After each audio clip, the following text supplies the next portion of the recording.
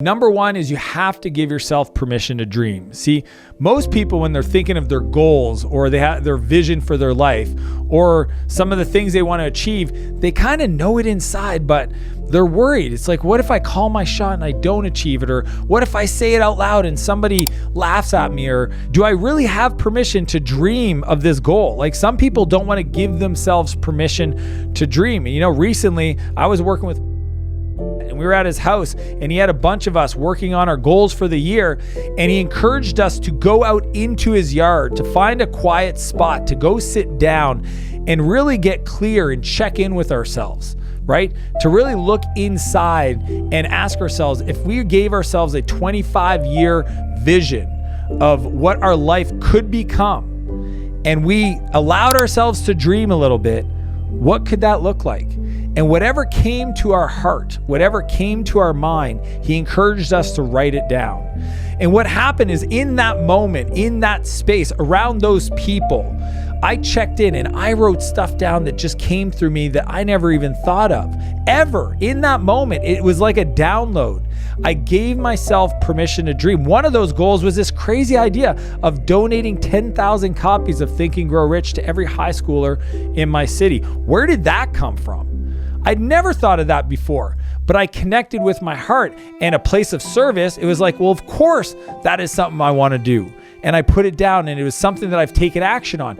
These are the opportunities, is that if you give yourself permission to dream, then you'll be able to create a compelling future that'll pull you forward from, a canvas that you can work backwards from to identify what projects, what goals for the next 10 years, maybe this year, that you want to pull from and make a reality today. But it starts by giving yourself permission to dream. Number two is to focus on standards. What this means is that we need to identify the systems, the processes that if we follow and we adhere to, our dreams and goals become inevitable. See, most of us have not thought through, if this is the outcome I want to achieve, financial, relationships, our health, then what level of standard or process or daily discipline would I have to live? What activities would I have to do today that would make that outcome inevitable? So for example, if I was trying to achieve a certain body structure or certain health outcome, I would set some standard that would look like, eat less than 2,000 calories a day, 200 grams of protein, and work out for 45 minutes. And if I adhered to that standard, to that system every day, it would make my goal inevitable. If my dream was to have a VO2 max of 38, then knowing if I ran 5K and I did hill sprints, my VO2 max would be achieved. If it's to add revenue to my business, then I got to ask myself, what level of marketing and sales daily, consistently, weekly, that are non-negotiables, the first 2 or 3 hours of my day when I wake up, I'm going to attack that standard, that process, that system that I've defined for myself that's going to make that goal inevitable. That is what it means by define your standards and hold them. That's how we achieve goals. Number three, unlock resources. When I'm defining a goal and I've set the standard, then I'm looking at resources. I'm asking myself, who are the people that I know that are best in class at this? I'm trying to get healthy. Who are the fittest people I know? I'm writing their names down, 2 or 3 names. What's the equipment I might need? Write those down. What are the resources, the books? Write those down. What are programs? Maybe I need a coach.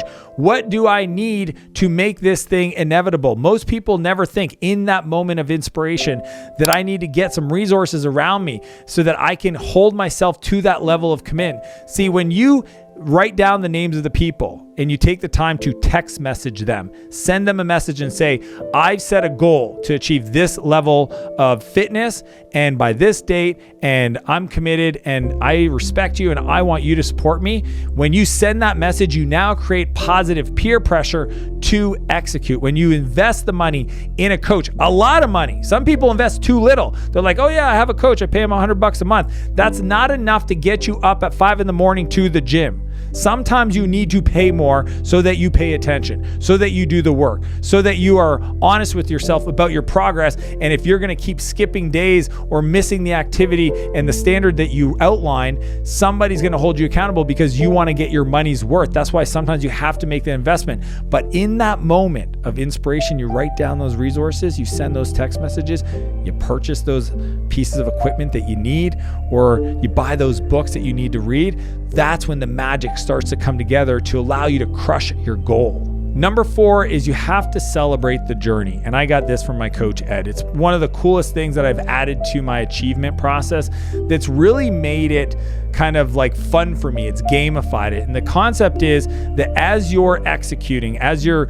achieving your different goals, you set these milestones along the way. If I wanted to get in a certain shape or achieve some kind of financial outcome, I'm going to set these dates and these milestones of where I should be along that journey, along that path to achieving the bigger goal for that area.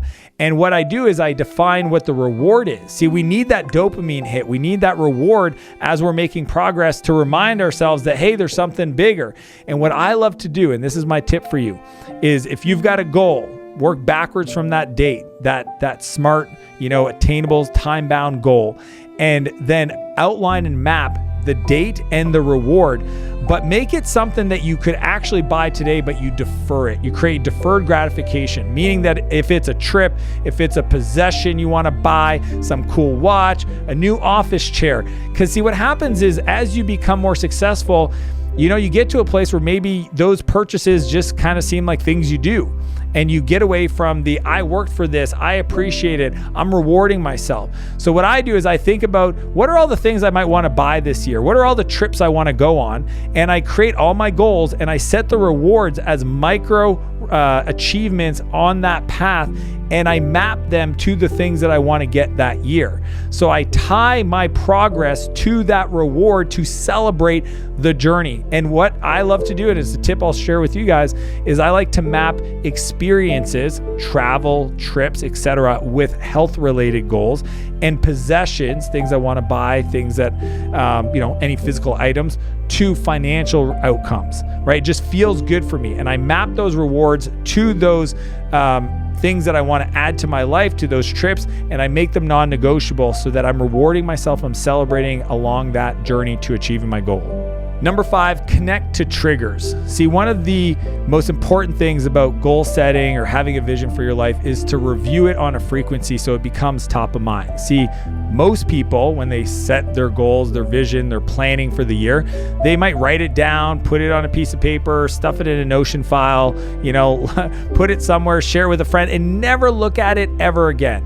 Right? They're like, oh, I have goals. It's like, where are they? And they start looking in their inbox or their emails or some PowerPoint or Keynote deck they put together, but they haven't reviewed it in months.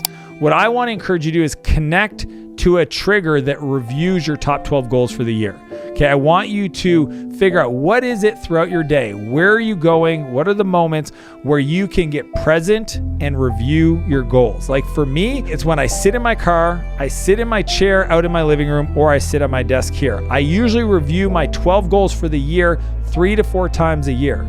Okay. And I do that because I want to keep them top of mind. And in that 3-minute moment, as I scan through them, I ask myself, what could I do to move these forward? Is it I got to add something to my calendar? Do I have to send a message to somebody? Do I have to send an email? Do I have to make a commitment to move this forward? And here's the deal. 12 goals for the year. And these are pretty audacious goals. Even if you only hit 9 of them, it will bring you a level of progress and momentum that will transform your life. And that's how we do it. We connect triggers to the review to keep those goals top of mind, to move them forward and make them inevitable.